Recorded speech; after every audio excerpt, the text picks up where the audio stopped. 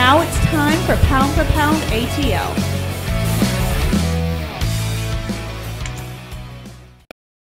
Welcome to the show today, baby. This your boy Jimbo Dean, a.k.a. Jumbo Slice, a.k.a. Jimmy Obama. And you can call me any one of those you want, but please do not call me no damn New Orleans Saints fan. What's going on out there, Pound for Pound AtL? This is Pound for Pound AtL, baby, and we are off up in the building. Happy Saturday to y'all when this drop. Happy Saturday. Hope y'all having a great weekend out there, man. Thanks for tuning in. Hey, that's my boy Big Mike over there in ATL Atlanta, baby. Ground Zero. What is going on, Big Mike? Pound for Pound AtL. We are back another week. What's up, baby? Man, what is going on, man? What is going on? First and foremost, another week we get to talk to birds. You know, that's right. Training camp is rolling along. Talked to my son's school today, so that means school is getting ready to start back. And I think everybody in this household is excited about school starting back. Shout out to all of our Pound for Pound AtL who got kids going to school, no matter whether it's, you know, in person, virtual. Y'all have been MVPs this year. We salute you. But again, we here to talk Dirty Birds. So we got a lot to talk about this week. Another great week. A lot of stuff going on in the NFL, across the NFL, college football. Heck of a week, man. So, like I said, man, let's talk to the people this week, man. Hey, and this week, Pound for Pound AtL, we're gonna jump off those players a little bit, even though we're gonna talk about the players because they are being coached by somebody. Somebody's coaching these guys, you know. The players that we love, they do have a coach, and they are on these Atlanta Falcons. And we're gonna talk about these coaches today. We're gonna get into these coaches, man, because we need to know who coaching our people. We need to know what decisions they making, what decisions they ain't making, how important they are, how important they might not be. Are they overrated? Are they overlooked? What's that player and coach combo that we were looking for to catapult us in 2020? That's what me and Mike finna touch on today. We finna help y'all understand and get to know some of these coaches because they play a pivotal part in us being successful. They have to put these players in the right position to make plays. They have to preparation before the game is all on the coach's hand. It's developing film. What player you going, you know, there's all these decisions, game management, all this stuff. It's all on the coaches. And they got the tools. Shout out to Tommy Dimitroff. Shout out to Arthur Blanks, Rich McKay. You have the pieces now. This offseason, like me, I said in the last show. This offseason, for us picking up players, have been immaculate, been outstanding. So, that's right. And now that you got those pieces, you got the ingredients, you got the recipe. Coaches, what are you going to put in the pot? What you going to cook up for us? Because Sunday in, Sunday out, we're going to be really dependent on you to put these guys in a position to make play. All right, let's start off the list of coaches. Now, some of these coaches we're going to leave out. Some of them we're going to hit on. Because I'm sorry, some of these coaches is just, you know, they just, you know, they there. They help out with the main meat and potatoes. They help them doing preparation during the week and getting ready for Sunday. So, Mike, let's start it off. Top of the list. Who we got? Big dog? All right, top of the list, man. We got the Commander-in-Chief, you know, Mr. Dan Quinn himself, head coach, 16 years in the league, been around a while, coached in college, coached for the Florida Gators, won a national championship there, coached for the Seahawks. Definitely, won a Super Bowl there. We and like again, that's our Commander-in-Chief, Dan Quinn. Most of you guys, y'all are like, listen, man, we know who the coaches are, but listen, a lot of people don't know who the coaches are like that. So they don't know what they're about. They don't know where they came from. They just know that they just need to get our Dirty Birds need to win more games than we lose, a lot more games than we lose. But anyway, after that, as we move down a little bit, we got Dirk Cutter. We got the offensive coordinator, Dirk Cutter. Let's see here. 14 years in the league.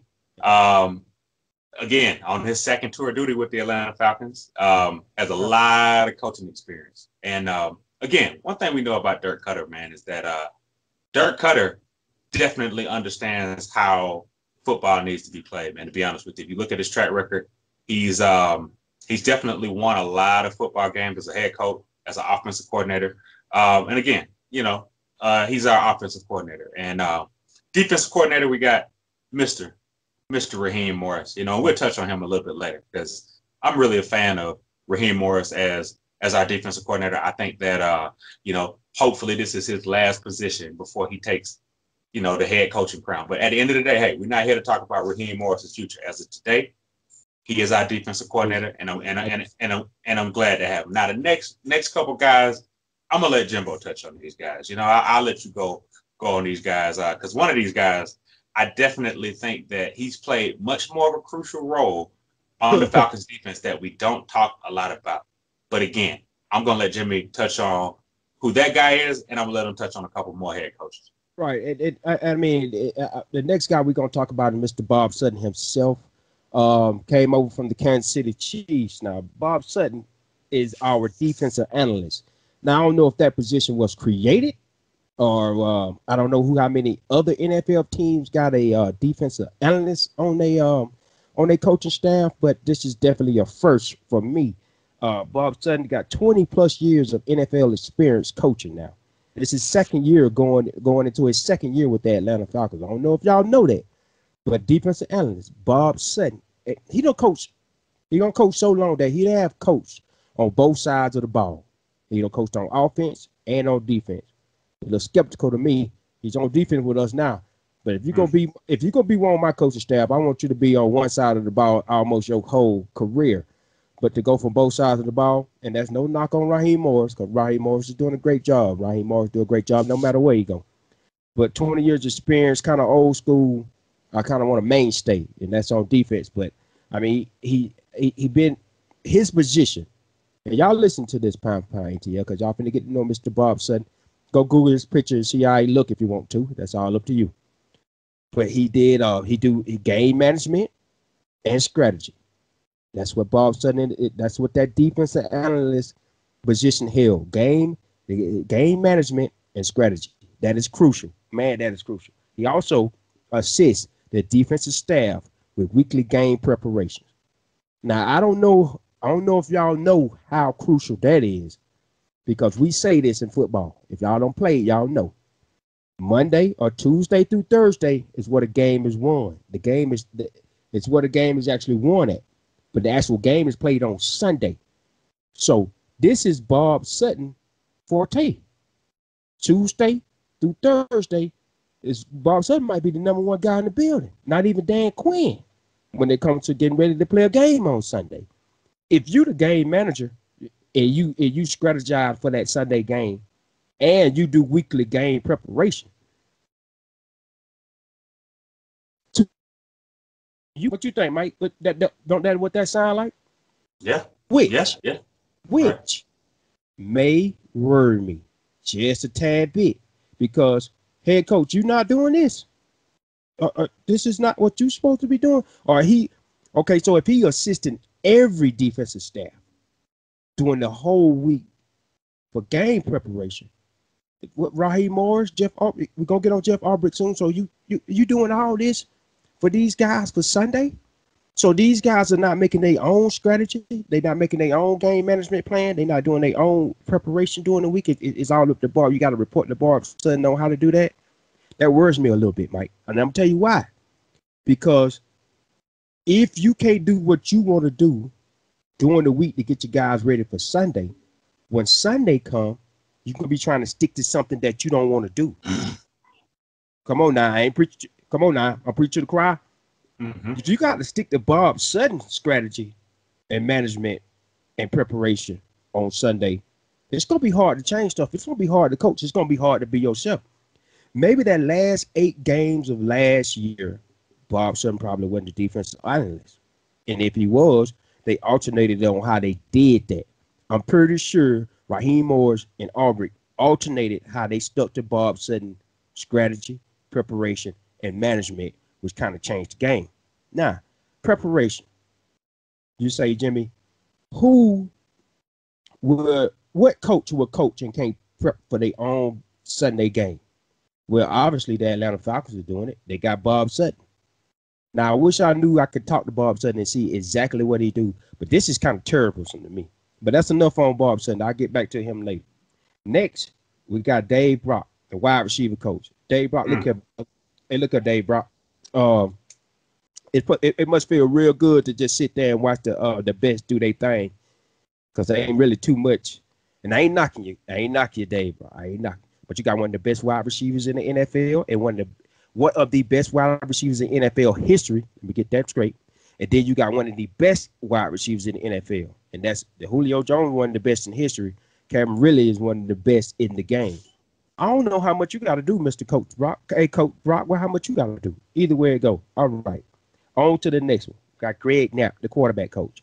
Kind of almost the same thing I want to say about Dave Brock. You can't teach an old dog new tricks there now, man. Greg Knapp, Matt Ryan, they do have a history. So I can see the comfortable, kind of letting Matt Ryan do his thing and getting ready. And Greg Knapp got 24 years of NFL experience. And this is his second consecutive year as well with the NFL, with the Falcons. But it's his fifth year with the Falcons, but it's his second consecutive year with the Falcons. But Greg Knapp, it really ain't too much you're going to do, baby, but really sit there and sit back and drink your tea and ask Matt Ryan what he don't want to do and help him after he get ready to do it. All right, I'm going to jump off with this thing, man. I'm going to let you get on to the next coaches, but who we got next on the list, Big Mike? All right, man. You know, the next couple guys I think are going to be important. And I definitely want to make sure that we give these guys some individual attention, right? And I'm going to mix it up a little bit for you because I know I wanted to talk about one of these guys in a relationship to a certain player because I really feel like hopefully this is a coach that can get the best out of this player. But, you know, we'll start with Tosh Lupoy, defensive line coach. That is hey, listen, that is a underrated, hiring of a coach. Right. Only because if you look at it, Myles Garrett, you look at what he did for Cleveland Browns last year. Cleveland Browns defensively, their defensive line was pretty good. I wouldn't say that they were, elite, but before that, he was the defensive coordinator at the University of Alabama, right? So he's coached. He's coached under Nick Saban. He coached with Freddie Kitchens. All of those guys, right? But I think the thing about Tosh Lupoy is that he gets good football players to play for him, right? And I think you look at a Dante Fowler, you look at a Tate McKinley, Charles Harris, Marlon Davis. Here's the thing, Tosh Lupoy and Marlon Davidson. I look at that relationship as one that hopefully, if they gel well, and hopefully if Marlon Davidson is coachable, which I think he is because he loves football, right? I think that, hey, it'll be interesting, but an old Alabama head coach may be able to, get some value out of that old Auburn Tiger, Marlon Davis. I really just think that that camaraderie between those guys will probably be interesting. That's actually one of those relationships that, hey, I hate that we can't listen to the Falcons mic'd up, in training camp because I would love to hear, an Alabama Roll Tide guy talking to an Auburn and ex-Auburn SEC, all SEC, defensive lineman, right? So Tosh Lupoy, I think I really hope that he can get the most out of these guys this year. And I think that with that correlation though, Mike, with that correlation, do you think Tosh Lupoy had something to do with that pick? He faced him, he's seen him live, he know. Do you think he had a little voice in that Marlon Davidson pick, man, with that correlation you just put together? Now, I believe so. I think he got to. I think he told Raheem Morris, look, we got to get this guy. First of all, he shouldn't be here in the second round anyway. Get him. He might have said War Eagle. I don't know. I don't want to start a fight. I don't want to start a fight. He might have said, hey, look, I'll say War Eagle if you get him. And he probably said War Eagle, and they drafted Marlon Davidson, and the rest is history, right? But, like I said, those two together, they're going to make some good noise, just in silence, that personal relationship. At the end of the day, like I said, Tosh Lupoy, under-heralded signing. And I think hopefully, we hoped Bryant Young. We've had that defensive line. Oh man, that position is exhausting. Last couple of years, man, we cannot keep a defensive line coach. But I like Tosh. I like what he's doing. I like the guys that he has to work with, right? So next couple guys, listen, now here's the thing. I'm going to put an asterisk by his name because I want you to touch on him because you're a secondary guy. And of course, to everybody that knows him, is Joe Witt Jr. Second, like I said, hey, he's been in the league for a long time. He's coached a lot of great cornerbacks. And at the end of the day, I like him a lot, but I'm going to let Jimmy touch on him because the next guy I want to touch on is a guy that I think is, like every year, he's what I call the director for the symphony because he is the offensive line coach, and that's Mr. Chris Morgan, right? He is the guy that makes sure that Alex Mack, knows what he's supposed to do to get the calls into the guys. He ensures that he is the kind of the overseer to watch to make sure Alex Mack gets everybody in line, right? So he just oversees the orchestra, and that's Chris Morgan. And I'm gonna tell you something. I want to touch on it later, but I gotta touch on it right now because I think if there's one relationship between a player and a coach this year, Jimbo, that really excites me, I think it's Chris Morgan and Matt Hennessy. Right. I think that is a relationship that we really, really need to hope as Falcons fans, as pound for pound ATL fans, is that is a relationship that blossoms well. Because here's the thing. We are grooming Matt Hennessy to be the left guard this year, right? But we're also grooming him to be the center. So we expected him to be around. We got a lot invested in the guy, right? We went, like I said, he is another guy just like Marlon Davidson, where we struck gold twice. I think as Falcons fans, hey, now we were out there on draft night. You remember we were like, AJ Terrell, and we were like, man. And then we were like, Marlon Davidson. We were like, okay, all right, here we go, Marlon Davidson. And then we went Matt Hennessy. And then I was like, okay, we grooving now. Now, got a little suspect, fourth round, the Jalen Hawkins pick, which again could become a good pick for us, right? And we'll touch on the safety depth later in the show. But when you look at that relationship between Chris Morgan, if he is able to get the most out of Matt Hennessy if you listen to Matt Hennessy's college coach, it doesn't seem like it's hard to get the most out of Matt Hennessy. Yeah. It seems like he's a motivated guy. He wants to be good, right? And I think if Chris Morgan can get the most out of an already motivated player, look for the offensive line to be one of the major turnarounds that we talk about this season. Again, they want to count us out, but the offensive line really has a chance to be a success story. And Lord knows, if you keep Matt Ryan upright and he has a chance to throw to all these weapons, Calvin Ridley, Julio Jones, you name it, listen, we could be in for a really, really good season, right? So, the next two coaches, I'll touch on are, Jeff Ulbrich and Ben Kawika, our special teams coach. Hey, listen, Ben K has an important role. And I would say specifically on Ben K at the kick return, punt return position, it's wide open. And again, Jimmy and I, we want Mighty Mouse to be the guy. But again, they're not going to hand Mighty Mouse. They're not going to hand, Mr. Chris Rowland, a.k.a. Mighty Mouse. They're not going to hand him a job. He's got to beat out Zacchaeus. He's got to beat out, he's got to beat out Blake. He's got to beat out possibly Gage. Hey, let's not look at I think, Russell Gage is a jitterbug too, at the end of the day. But the good thing is we've got good depth at those positions, right? So, like I said, one thing, Ben K, again, he has a history of good special teams, sound special teams. You got a rookie punter right there. And I'm sure that special teams won't be the weakest link on the Falcons team this year, but I do know that it's something that we need to focus on because I wouldn't say that our kicker position is completely settled because Younghoe Koo is good. But as pound for pound ATL, let me ask y'all something. This is my question to y'all this week. What do you guys feel about Younghoe Koo? Do you feel like he can be our kicker all 16 games? And if not, we never mind. We're not gonna spend all that time on a kicker. Who else could we get? Do you feel like he is capable of being our 16 game guy, right? You know what I mean? But and the last guy is an important guy, because matter of fact, I'm gonna talk about him a little bit, but I want you to talk about him because Dan Quinn talked about this guy personally in his interview last week. He said, hey, if something happens to me, or if I'm out with COVID, if I'm out with COVID, Jeff Ulbrich is the head coach in my absence. Now, Jeff Ulbrich you got the linebackers, man. Hey, I'm really interested to see what he's going to do with, Mykal Walker, our fourth round draft pick, right? But, again, you look at outside of the best coverage linebacker in the NFL, Mr. Dion Jones, a.k.a. Debo. Y'all know him as Debo. We know him as Debo. So what's up, Debo? It's a lot of guys below him. You know what I mean? Like Foy, we love you, Foy, but again, I'm not sure what a Foy as a starter for 16 games looks like just yet. But let me ask you this. Now, we talk a lot about Raheem, but it also seems like, listen, man, if there's a co-CEO of the defense, right?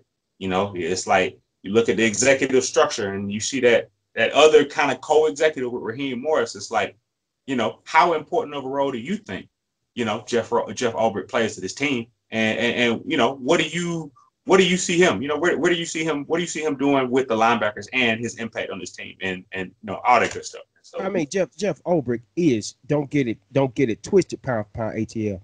Jeff Ulbrich is a diamond in the rough. Okay, if you label as the assistant head coach, it's something else. It's something going on with that. It's something about that, right? You just don't get that label for nothing. And you're running the linebackers, not to mention his past history. Dion Jones. We got Campbell, who led the team in tackles. We got Worlow. Don't forget about Worlow. Led the team in tackles. What he did with Victor Beasley that Super Bowl year. Led the league in sacks. I can go on. Fournette Oluokun, an undrafted free agent out of Yale, for Jeff Ulbrich to turn him into who he is now and only to get better. Watch yourself. Jeff Ulbrich has been one of the most important coaches on this defensive side of the ball. And for him to be labeled as the head coach, Dan Quinn, listen to me. You know, if you get hit and you don't make it throughout the bye week, who's going to be the head coach? Could be Ulbrich, could be Raheem Morris. But I think that team together is unstoppable. I think Ulbrich and I think Morris cannot work without each other. And if Dan Quinn seems to depart, which I do not want to happen, because I don't want Julio Jones nor Matt Ryan to get a new coach this late in their career. But if that do happen, all right, either one, Raheem Morris or Ulbrich, whoever step up in there can get that, we're going to be in good hands. Now, I don't know what he's going to do with Mykal Walker. I don't know how he's going to run that, because Ulbrich is a super smart coach, man. He know how to connect with his players and get the best out of them. What happened those last couple of years with Victor Beasley is on Victor Beasley. I don't think this is on Ulbrich. I don't think this had nothing to do with Ulbrich. He probably did everything he can do to get Victor Beasley up to speed, and it just wasn't happening. The love of the game wasn't there. But give Ulbrich some people that got the love for the game, i.e. Mykal Walker, somebody who's a student of the game, somebody who loves the game. He could turn you into a superstar. He can get you paid. All right. Campbell, somebody that, we didn't really see this leading the team in tackles. We didn't really see that coming. But Ulbrich get the best. Okay, Debo is a Pro Bowl linebacker. Let's not get that twisted. One of the best cover linebackers in the NFL. One of the fastest linebackers in the NFL. And Jeff Ulbrich take that and he maximize it to the best. Fournette Oluokun, he's maximizing a former safety. Pound AtL. Fournette Oluokun is a former safety in college. Moved him in, Ulbrich took him and went to work. That's the same thing he's finna do with Mykal Walker. I really believe in this guy. And now y'all can see, if y'all can go read the upside and credentials on Mykal Walker, same thing as Campbell when he was coming out of Minnesota. Same thing. And I can't wait to see Ulbrich put his hands on him and get started and get to work, because that's what Ulbrich do. And I like him. And if Dan Quinn happened to slip, I'm okay with Ulbrich being our head coach. I think that's a great point. I think that's a great point. I like Ulbrich. Now, here's the thing. Hey, UGA fans, listen. I don't know if y'all remember the day, but Jeff Ulbrich was actually the linebacker coach at UCLA, right? And he had actually gotten Roquan Smith to not only commit to UCLA, he was about to send his letter of intent to UCLA. And he found out at the last second that Jeff Ulbrich was coming to the Falcons. Mark Richt found out actually and said, "Hey, this guy is coming to the Falcons. You might need to sign with Georgia." And he ended up signing with Georgia at the last second, and the rest is history. But hey, I'm glad. Listen, that worked out for everybody. Roquan Smith. Oh no, go. Roquan Smith went to UGA. Jeff Ulbrich came to the Falcons. He's still here. Like I said, everybody's happy right now. Let me ask you this though, and I love that on Ulbrich. Let me ask you this though. So Joe Witt Jr., right? He's the last guy. He's kind of that guy we hadn't touched about. And again, we touched on him last because, like you said, now you were talking to me about this. Now you said that there's a couple of players that he needs to connect with. And honestly, here's the thing. Let me ask you this question. When you think about Joe Witt Jr., what cornerback do you feel like he really needs to get the most out of this year? And like I said, why you feel that way? I almost wanted to go Isaiah Oliver, Mike. I kind of almost did. But Isaiah Oliver, you've been there, all right? And you really don't fit that prototypical Joe Witt Jr. corner. You understand? Mm-hmm. Joe Witt Jr. corners are a little feisty, a little quick. They fast. They react. Their reaction is like that. Isaiah, you're a little tall. You're a little lanky. Now, let's go on back to this draft, in which I think Joe Witt Jr. hands was all over this thing with Raheem Morris. I want to say AJ Terrell. Now, you saying Jimmy. He's just a rookie. How is he going to, what kind of impact he going to make with Joey Witt Jr.? He's just a rookie. Joe Witt Jr. get the best out of his cornerbacks even when they're just rookies. You understand me? What he did with Denzel Ward over there with Cleveland Browns last year was outstanding. Go look up the numbers. One of the best corners in the league as a rookie last year. Go look up what Joe Witt Jr. did with Denzel Ward out of LSU, and that'll answer that question. Okay, let's get into Joe Witt Jr. pass. Came over from the Browns. I kind of already just hinted it off to you. His first 3 years, he coached with the Packers, right? He was a defensive back coach over there. His first 3 years now with the Packers, they led the league in interception, not once, but twice. Holla at your boy with 85 total interception. That's a lot of interceptions, boy. Whoo, what we've been lacking over here in the ATL, interception. He spent 11 years with the Packers. That's a long time. But let's think about some of the players that came out of there. Sam Shields, Jamal Williams, which was guys that didn't really supposed to be no DBs in the NFL. They supposed to have been in the XFL or the Arena League. But once Joe Witt Jr. got a hope to him, they turned into a Pro Bowler. Guess what? Both of them made the Pro Bowl for the Green Bay Packers under Joe Witt Jr. Not only did he won a Super Bowl over there with Green Bay and had the best secondary in the league for those years that he was over there. And when I used to watch the Packers, I always wondered. I always said, is this the DBU of the NFL, the Green Bay Packers? I wonder who was the DB coach over there because he got them. Man, them balls was fast. They was physical. They jumped routes. They was smart. They film study was extremely stupid. And now I hear that coming out of camp, the AJ Terrell film study is bar none. It's A+, right? So you put an AJ Terrell with a Joe Witt Jr., who already know how to teach a DB how to read film. We're talking about somebody that can win Rookie of the Year. I'm not going out on a limb. I'm just putting 2 and 2 together, that pound for pound ATL. And when you put 2 and 2 together, you probably get 4. So you got Joe Witt Jr., you get AJ Terrell together. We might be cooking up something in that pot that everybody can eat. All right. Joe Witt Jr. don't waste no time. It's just his first 3 years with the Green Bay Packers. They led the league in interception. Just 3 years. Come on now. And you telling me Sam Shields and Tremaine Williams were supposed to? I'm gonna put it like this: when Joe Witt Jr. left, Sam Shields and Tremaine Williams, you really didn't hear too much about them that night, did you? They didn't really make no Pro Bowls in that night, did you? That's what coaching. That's what this show is all about. That's when coaches come. That's when coaching come into play. I'm talking about true coaching now. I ain't talking about just say go out here and do this and do that. I'm talking about coaching. I'm talking about connecting with your players, making them understand their position and getting into that role. Okay, you could if you're an actor, you're gonna read that script and you're gonna get into that role like it's no other. And then when you start filming, and then you can be yourself. That's what Joe Witt Jr. would do with these these cornerbacks. He treat them like they actors. He showed them movie script and he put them in a role. And on Sunday, that's when the film is rolling. Literally, the eye in the sky don't lie, right?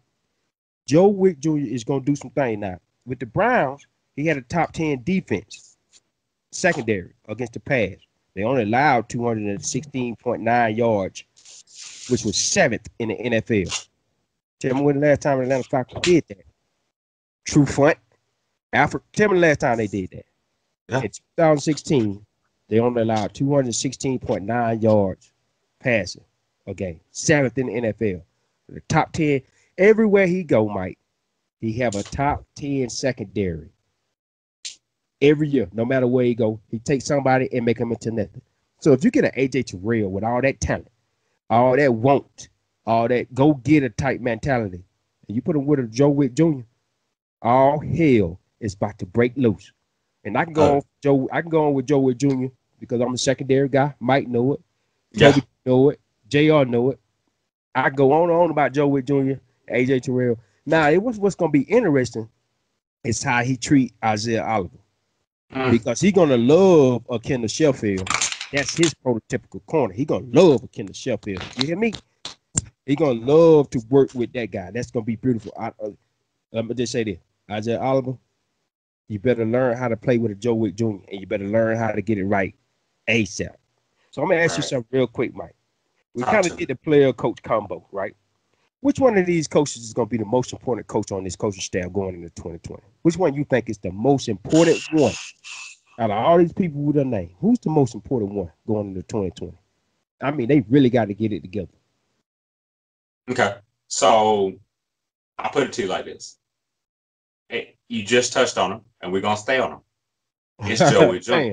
It's Joe Witt. It's Joe Witt Jr. because I think as pound for pound ATL, family, as Atlanta Falcons fans, we are probably collectively disappointed in our secondary group. If you took every Atlanta Falcon fan and you lined them up in Atlanta, up down 285, right, and you said, hey, who here is pleased with the secondary play? Nobody's hand would go up. Nobody. Little kids, they know, they seen it. Listen, again, like, Robert Alford. I can see Robert Alford. I had a dream. I had a nightmare. That what that 2 years is, ago. There we go. Right. I went a dream. And it was third. Listen, it was 3rd and 5. And we intercepted the ball. Right. And Debo caught it, ran it 80 yards, and guess what? Robert Alford, because he had defensive pass interference before the play started, the play didn't count. And whoever the team was, I don't remember. They the fake Mercedes-Benz stadium people. We the real. Anyway, not even going to that again. Yeah, don't go on that. I woke up in a sweat, and then I realized that, man, he with Arizona Cardinals right now, and I realized it was only just a nightmare. Right. So listen, Joe Witt Jr., please just turn nightmares into dreams. That's it. That's it. Right. Turn our nightmares into dreams. Give us something to rally behind. Give us something to root for. Please give us something to be inspired about. One thing that he said about AJ Terrell that has stuck out is his approach is something that impresses him already. Like you said, you touched on it. To go get an attitude. Boy, that's gonna be crazy. It's important, man, to have a cornerback that's scrappy, that knows that everybody has a target on him, and he has not once sounded like he's not up for the challenge. Ultimately, that's the guy that we drafted. Some would say too early, but he was a necessary pick. He's on the team now. And again, at this point, this point where we are, let's start talking about draft pick. These are Atlanta Falcons. These are football players. It is not where they drafted. It is some undrafted free agent right now that did not get drafted that is secretly kicking butt right now that the team don't want nobody to know about. So listen, stop worrying about if we got AJ Terrell in the first round. We have a starting level cornerback on our team, on our defense.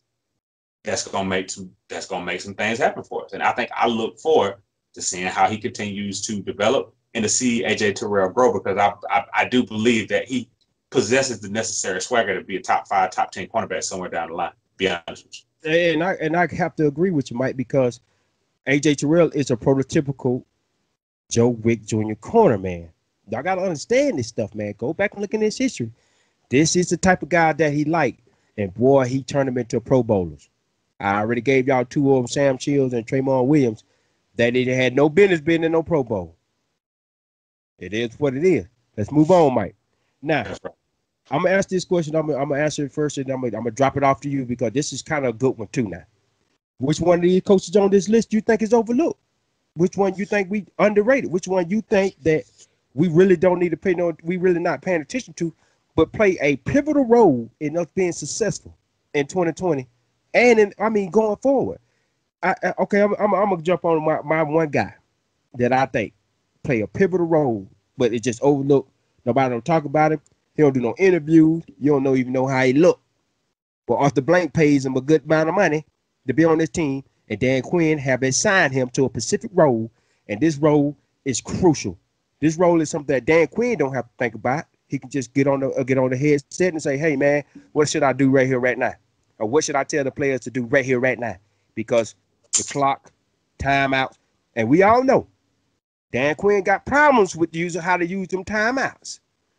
Sometimes he don't use them right, or sometimes he do use them right, and then he come back and use another one. I'm like, Dan Quinn, man, you got to get right with these timeouts, bro.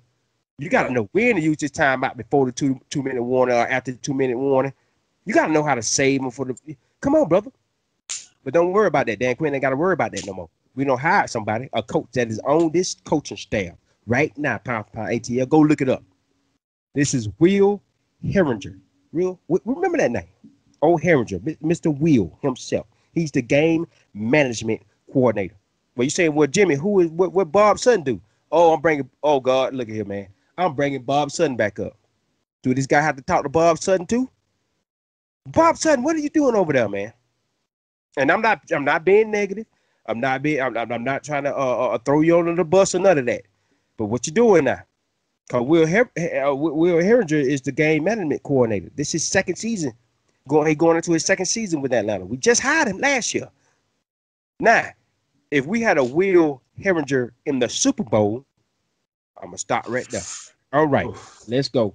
I'll let you boy. Because what the Titans did to the Patriots. Okay, let me give y'all a Pound AtL. I'm gonna give y'all a great example, right? This is what Will Herringer can do for us. What the Titans did to the New England Patriots in the playoffs last year, we had Bill Belichick running around like a chicken with his head cut off, and Coach Vrabel was over there on the sideline laughing at him when he ran that clock out towards the end of the game and didn't give him the chance to get Tom Brady the ball back. That's what Will Herringer do. He tell you when to start doing things like that to go ahead and put a team out of his misery.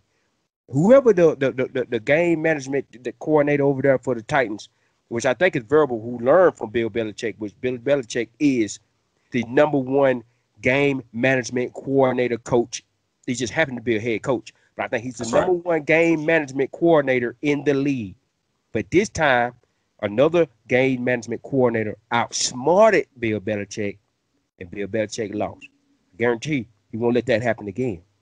But now we have one coach of them on our team, and this guy's overlooked. He's underrated, and he need to be doing interviews because he gonna tell a player when to lay on top of a player and let the clock run out. He gonna tell a running back if you about to score to just fall down instead of going into the end zone. He gonna tell a player to know when to run out of bounds and when to stay in the bounds. He gonna tell Dan Quinn when to call a timeout, when not to call a timeout. He gonna tell Dan Quinn, hey, look, we got only this. Let the play clock run down and then run the play. This is what Will Herringer do. I think this is major, man, because it's chess pieces when it comes to that time, Mike. Now, I agree. Give me your overrated or underrated player. And shout out to Will Herringer, man. You're gonna do a good job. Actually, so you know what? Like I think you just unintentionally kind of laid up into where I'm going, right? Because this is a coach we really haven't talked about. We didn't mention him on the list, but he's really important, and for not the reason you may be thinking. And it's Benny Parmalee, running back coach. I tell you why. Mike. Tell you why. Right. So Todd Gurley, now we talked about Dave Brock, right? This is kind of the anti-venom of Dave Brock. Because you're right. Yeah. They're in the same situation. You got an elite GOAT level player as your #1 player. Not really a lot that you got to do with that guy because he's already motivated and he already knows how good he is, right? Yeah, so right. For him, it's just you kind of got to bubble wrap him and make sure that he doesn't do anything that gets himself hurt, right? Now that's on you. If you're giving him drills, you hurting Todd Gurley, that's not what we're trying to do, right? But I think it's really what Parmalee is able to get out of a Brian Hill, Quadre Olison, and an Ito Smith, because you said something on the show a couple weeks ago about Ito Smith kind of bulking up a little bit, maybe 10, 15 pounds heavier, right? Now, what he is able to get out of those guys, right? Like I said, the Olisons, the Hills, the Smiths is really going to determine. It's really going to determine how successful we are this season. Because here's the thing, Todd Gurley, we know what we got in him. We're going to need every one of those running backs that we named at some point this season. Because let's be honest, we don't talk a lot about Quadre Olison on this show, but he had 3 or 4 touchdowns last year. Yeah. Be it was on the 2 or 3 yard line, but at the end of the day, it's a touchdown. And let me tell you something, Falcons Nation, you know how hard it has been for us to get the ball in the red zone. So to have a red zone weapon, all of these guys have a role, and it's up to Parmalee to make sure all of these guys, one, know their role, they know what's expected of them, and they know exactly how to get really the most out of the system that Dirk Koetter is asking them to run, right? So again, and if you think about a lot of coaches, you notice we didn't talk a lot about Dirk Koetter. We didn't talk a lot about Dan Quinn. We know about those guys. We want to talk about these coaches that, hey, they don't get a lot of pub, but they play a lot. It's a lot that goes into the strategic, like you said, like from Bob Sutton to Harbinger. Like I said, you won't hear that nowhere else, in the content creation world. That's why I think at Pound AtL, again, we're gonna try to bring it to you the way we do it as well. But I like those coaching examples you got. But yeah, Benny Parmalee, because I think that again, man, we really need for him to have his running backs ready to go game 1 against the Seahawks. We need a big game from any of those running backs we just mentioned. Okay, I like you said that, Mike. And we just missing Dirk Cutter. We know who he is. He passed the ball a lot. And JR said on the last video, you might get what 80-20 when it comes to passing. Do you think Promley is you think old Bernie over there trying to convince Dan Quinn and Dirk Cutter that, hey, look, man, we need to run the ball a lot. We need to run the ball more because Matt Ryan is dangerous when it comes to that play action fake. They wanted to bet. I'm finna say this, and y'all look me right in my eyes. That Pound AtL. Matt Ryan is one of the best play action quarterbacks in the NFL. Done. Now, Mike, do you think old Bernie over there trying to push that run game a little bit? Because he got to, right? If he bring in the target early, I mean, what's up, man? So look, just real quick, we can touch on that. I ain't trying to get you fired up, but go ahead. We can do a whole show on that because I think that, talk about Matt Hennessy. Let's say Matt Hennessy does lock up the left guard position, right? And here's the thing. We got a lot of dead cap if we cut a James Carpenter, a Jamon Brown. And again, another guy that you touched on last week, who I love, is Justin McCray. So to me, that's three bodies. That's three bodies right there. Go ahead.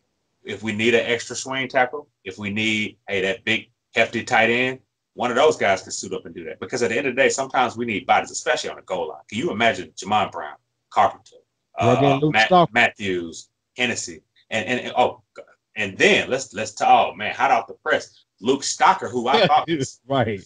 Listen, I thought Luke Stocker was never going to wear a Falcons uniform again, but to your point, them talking to a Luke Stocker lets me know two things. I'm glad you brought up Luke Stocker. Lets me know two things.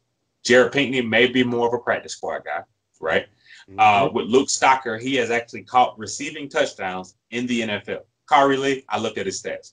2 catches, 3 years, So unless he's there to kind of be a blocker, like I said, an H-back, de facto blocker type guy, I think what they're saying is we're going to keep the tight end room as similar as it was last year. We're going to go with Stocker. We're going to go with Graham, but we're going to have a guy. We're going to have a guy who I like as well, Mr. Hayden Hurst, who I think will make a jump as well this upcoming year. Because if you look at, Pro Football Focus, catch radius, Austin Hooper, Hayden Hurst both have 75% catch radius, meaning and per catch, meaning majority of their targets, they get 75% of their targets. Ultimately, that's what you want out of a tight end one. And I think Hurst and Matt Ryan, like we talked about 4 or 5 months ago, them driving when COVID was really at its peak and we couldn't get anywhere to get any work in. Hayden Hurst driving 4.5 hours from Jacksonville up to Flowery Branch, work out with Matt Ryan while no cameras are around. They get the playbook in. These guys look, like I said, these virtual meetings mean a lot for the playbook and the digestion of the playbook. Because here's the thing, you literally have coaches almost tutoring you one-on-one. And again, it's a different experience, right? So it's so many variables in this upcoming season, and there's so much to unpack that. Like I said, I think, man, it's hard not to get fired up about this because, right now I'm just ready to see what our product looks like. It's like, hey, Pound AtL. I know y'all saw those guys on the practice field today walking out with those jerseys today. Yeah, Tell me that didn't get y'all fired up. When you saw Julio Jones and that new helmet, putting that helmet on, with his shoulder pads on, doing what he did with that beautiful visor, all that multicolored visor, it got me excited. I wanted to stop working and go out there and play football until, I thought about it's too hot. And I'm watched up and I get tore up trying to run a slant route. But anyway, like I said, man, a lot to be excited about this week, man. And I really hope Coach Promley is over there pushing that run game because Dirk Cutter knows he got to run that ball just a little bit more. And shout out to Ben Steele, our tight end coach, Hayden Hurst, Jaden Graham, Kyrie Lee, Pinkney, just brought in Luke Stocker. I mean, we brought Luke Stocker in just solely to be a running blocking tight end. So that kind of is a dead giveaway too, that we might be about to run this ball just a little bit more. So that's right. JR is probably gonna go from 80-20. It might be 7-30. I ain't even. Dirk Cutter stuck in his ways, man. We know. That's right. That's right. 4 years over there with the Buccaneers, head coach. That's all they did. He just had Jameis Winston. And shout out to Jameis Winston. I hope you start for the Saints this year. I hope you be the starter over there. Mm-hmm. So Debo Jones can get a couple of more interceptions. Well, he pick off Drew Brees too. Oh man, I love myself some Debo Jones. My God, dog. That boy raw. That boy raw dog. You talking about a raw dog linebacker? All right, man. It's almost time to get into these closing thoughts, Big Mike. You ready for it, dog? Yes, sir. Let's do it. Let's do it. And man, if you're new to the channel, please hit that subscribe button, man. Please hit that like and share it with other Falcon fans. Boy, this is Pound ATL. This is me, Mike, JR, Toby D. We're in the building. Ain't going nowhere. And when it comes to closing thoughts, this is our opinion. And we got our opinion. But at the end of the day, we're Atlanta Falcon fans for life. And we ain't going nowhere. Do you understand me? And I will start off closing thoughts.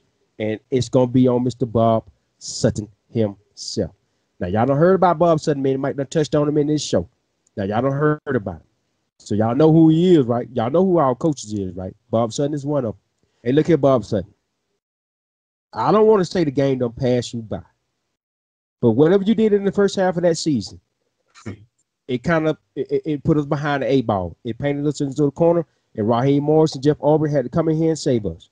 Now that I know what I know, the second half of the season, you really didn't do too much. All right? So please, and I repeat, please, it's 2020. Step up into the new millennium. I like to walk around and say, man, it's a new millennium. And somebody say, Jimmy, it's 2020. But at the same time, Bob Sutton was coaching in the old, before the new millennium.